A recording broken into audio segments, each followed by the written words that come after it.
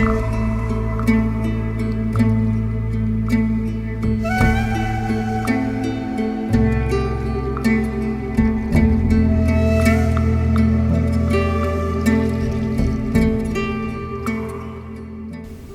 friends, in Planet Earth Dating, it's Sunday, November 7th, 2021.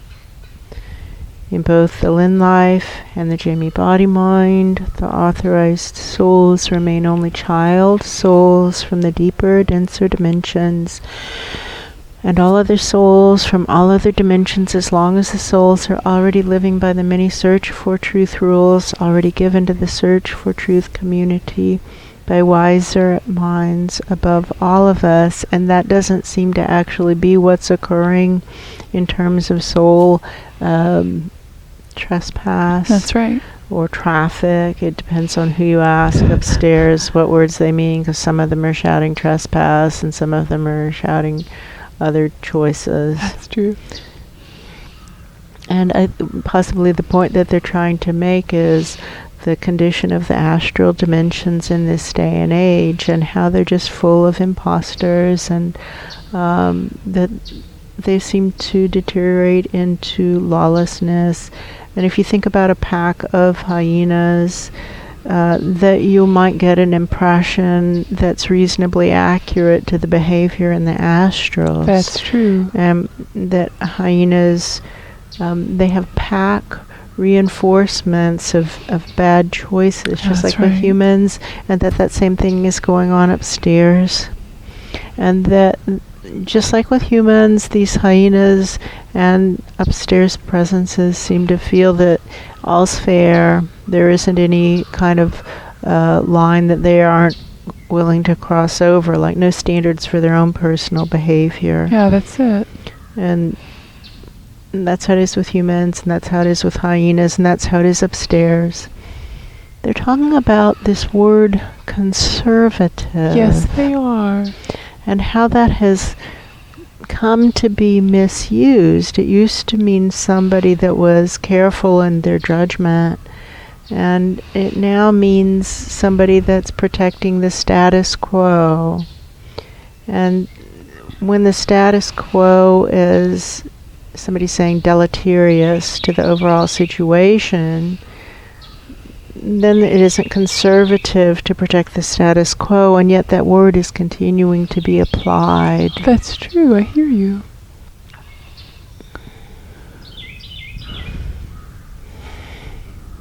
For him is the message, and why do you ask? In that much higher dimension room, they keep showing this moment in time in a room way up high, and there's a big conference table in the room, and there are all these photos of different species kind of spread out on the conference table like in a brainstorming session. Mm-hmm. We see the photo of the hyenas, and we see the photo of the humans. We see the photo of something that looks like it might be dolphins, very big aquatic mammal. Mm-hmm. I see orangutan. I see orangutans. And it feels like there's, what we're seeing is a moment in time, a long, long time ago. In another dimension. In another dimension. Oh, it's like at the start of Star Wars. That's what they're talking about, in a galaxy far, far away, except it's more about high up than far, far away in this particular case. Yes. And they're talking about the choice of humans as the species to, they're saying, dump, like pour a lot of resources into as part of an experiment. And how hyenas were also considered for that position, for that opportunity. As being approximately equal in intelligence and supporting each other, familial relationships, etc. And it's interesting because when we feel the pro-con lists, the cons are very similar between humans and hyenas. That they support each other in their bad choice making. That's what they're talking about. And they get each other all ramped up to do the wrong things, and then they do the wrong things. Pretty calciprese, right? Which is an idiom meaning entirely Not predictably. surprising.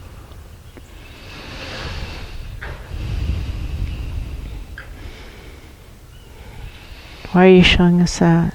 What is it we're supposed to do? Help us understand. For whom is the message? Why do you ask? They're talking about the era of entitlement. That's what they're talking about. And how it's all around. They're saying it's in the ambiance. And that humanity seems to have decided that we're entitled to run roughshod over the rest of life on Earth, and it just seems to basically be based on the fact that it would be convenient if That's that the were feeling. true. And how difficult it is to become free of that idea of entitlement, and that it's like a contamination, like something you catch. Yeah, that's it.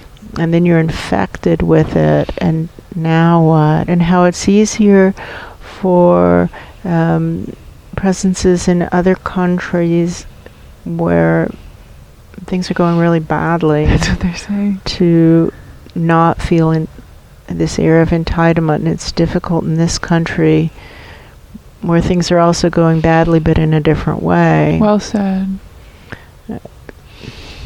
It's harder to get free of this era of entitlement. We've really been trying for quite some time, and we find that we're able to get free of it for maybe less than a minute. Yeah. And then it just starts seeping back in. And it comes from living in houses with good roofs and central heat and air, and having a pantry that has food in it, like food security and water security and security in multiple ways. Oh, wow, I hear you. When it's a cold, rainy day, we can go inside and we're warm and cozy and dry. And when it's a hot, muggy day, we can go inside and we're cool and comfortable and dry. Yeah, I hear you.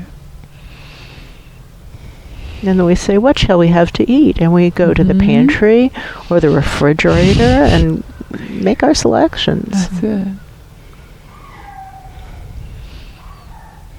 And that we can tend to forget that this is not how it is for almost any other species, and not how it is for the majority even of our own species. I hear you.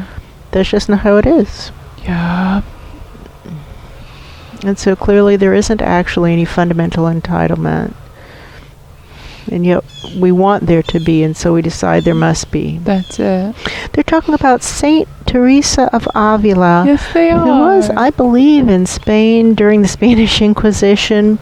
So that was an interesting time and place to be alive. Yeah. And this is a quote from her. We like her poetry a lot, but this is just a quote. In this life, our lot is not to enjoy God, but to do His holy will.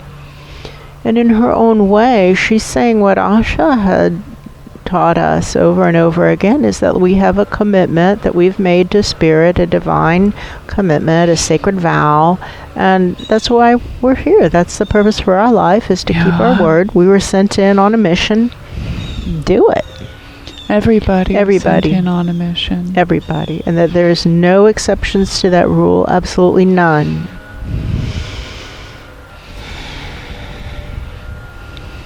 They're talking about how in 1994 the angels were showing up here and saying, and by here we mean in this Host Life Collective, and we were sitting in our CPA office. We were a partner in a CPA firm.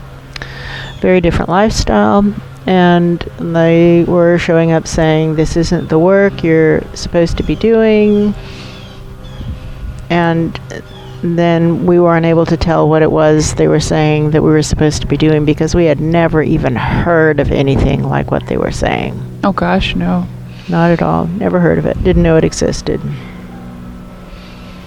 But they were right. Yeah, I hear you. That wasn't what we were supposed to be doing. And with a lot of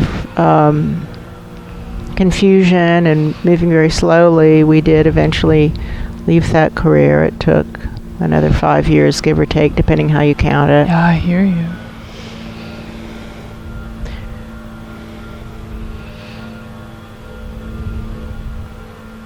And in the definition of the word conservative, just kind of imagine being a partner in a CPA firm, and that's somebody who's thoughtful and careful in their thinking and meets those definitions of conservative. But we did not agree with the status quo because we could see that we loved the corporate structure. We understood corporations, and we thought it was wonderful, and there was just one flaw, and that's the corporate charter was missing a simple statement: first, do no harm. That's right. Just 4 words. That's all that was missing, and she just installed that into the corporate charters. So we were part of an effort, a group, trying to get that to happen, which got no traction, as you might expect. And that was back in the 80s, and That's now right. corporations are proving to be possibly the dominant force of destruction on the planet.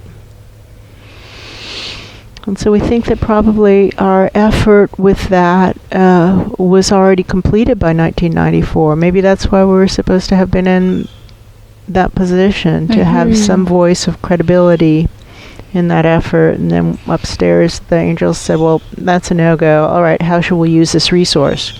And just tried to find a better place, more effective place to use the resource. For him is a message. Why do you ask?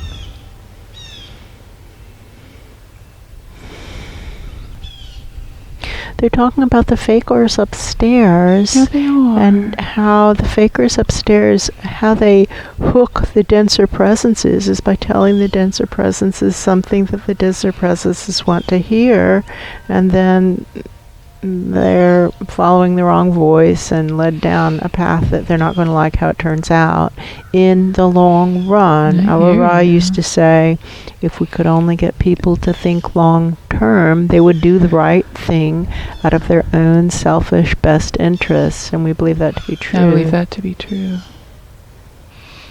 Which we know from our healing practice. So one great thing about being 63 is that you've had time to have 2 really good long careers, 20 years in each, plus some, but 20 years in each, and learn a lot. If you try to learn, you can learn a lot in 20 years. If you're really trying to learn something new every day, and something new every week, and something new every couple of weeks, if you're really trying, you can learn a lot in 20 years. Why do you ask? For him is a message.